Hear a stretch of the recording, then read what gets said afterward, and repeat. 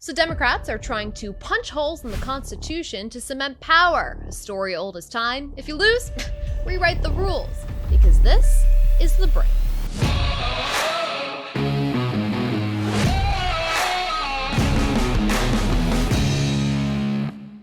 Folks, remember to like, comment, and subscribe to The Brink. We're so happy to have you here. We look forward to talking to you every day. So remember back in 2016 when Donald Trump won and liberals couldn't believe that voters didn't want a woman who left 4 Americans to die in Benghazi to now control the entire shebang, so they called to abolish the Electoral College. And then remember how we really didn't hear much about that in 2020. And look, maybe it's because they knew that they had a slam dunk candidate who would get the most votes in history. Well, now that Biden is flailing in the polls and Trump is increasingly likely to beat him, they're back. So this is a scholar who is upset that a simple majority can't control a minority. Have a listen. Well, we are the only presidential democracy in the world where the president can lose the election, lose the popular vote, and become president.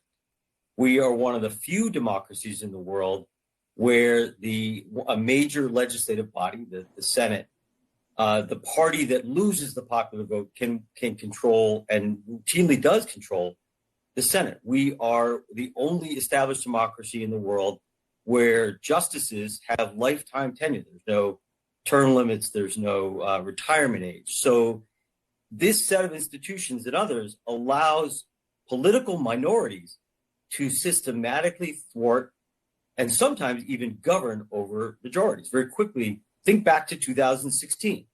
So the Electoral College requires more than just the raw votes to win. It requires a geographical balance that is meant to protect rural voters so that they are not disenfranchised. It is designed to prevent a situation in which a president wins just because of regional density. And the idea there is that a president has to have these, moderate and centrist policies rather than just catering to the coastal cities, which are heavily populated and, unfortunately, increasingly far left. In fact, James Madison warned in Federalist 10 of a pure democracy in which the public good is disregarded by parties and instead decided on the superior force of an interested and overbearing majority. So I am sure that we will see this kind of talk heat up in coming months as Democrats try to keep Trump out of office and off the ballot. And if that doesn't work, other Democrats are hoping the 14th Amendment will do the trick. So a Colorado judge is set to decide by Thanksgiving whether the 14th Amendment's ban on insurrectionists holding office disqualifies Trump.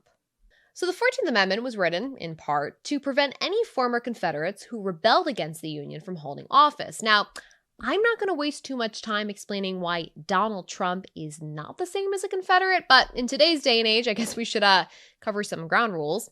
Confederates, they had their own currency, their own officers, their own laws. I mean, they were operating under an entirely separate country.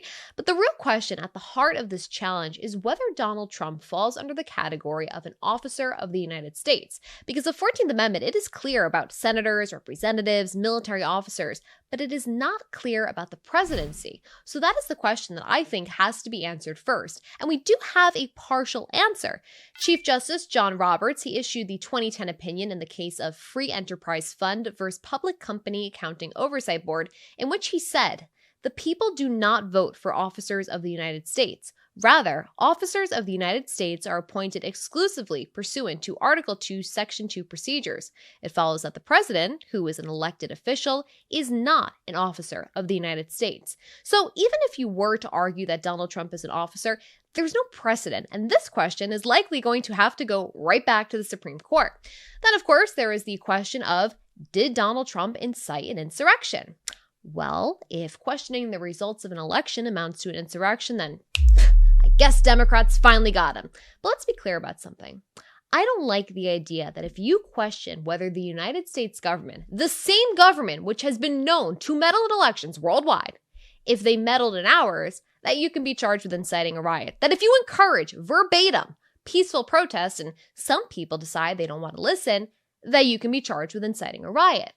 The founders risked treason charges, right? We're talking about life and death here. When they rebelled against the government, when they questioned the crown, it is the most American thing you can possibly do, question your government, especially a government corrupt as ours. And speaking of ways to keep Republicans down, the White House checked their handy little toolbox and found that media shills can still do the job of suppressing any interest into the impeachment inquiry into Biden. Talk about a separation of church and state, more like media and state. So after Speaker McCarthy announced the inquiry into Biden, the White House sent letters to news executives telling them to, quote, ramp up their scrutiny of House Republicans for opening an impeachment inquiry. And apparently this worked over at CNN because they released an entire fact-check report in which they admit the claims and allegations that Republicans have are valid, they have some facts to support it, but there are some unimportant buts there, right? I invoke James Madison once more. He said, public opinion sets bounds to every government. But how is public opinion created? Well, in part, it's through reading the news, right? Understanding what is going on. But when you have a media that works in cahoots with an administration rather than being unapologetically scrutinous of that administration, the public gets a warped view of what's going on, and subsequently, they have a warped public opinion, so they don't see the need to bound the government by some set of standards because to them, the government's done nothing wrong. And then the government can remain unfettered, right, in their ability to stifle dissent, to stifle opposition, and to create and hold the narrative. Now, of course, there is recourse for this, right? I mean, you can read the Daily Caller, you can subscribe to be a patriot, but nonetheless, this is something to keep in mind as you go forward and you ingest the news. Folks, more on The Brink tomorrow.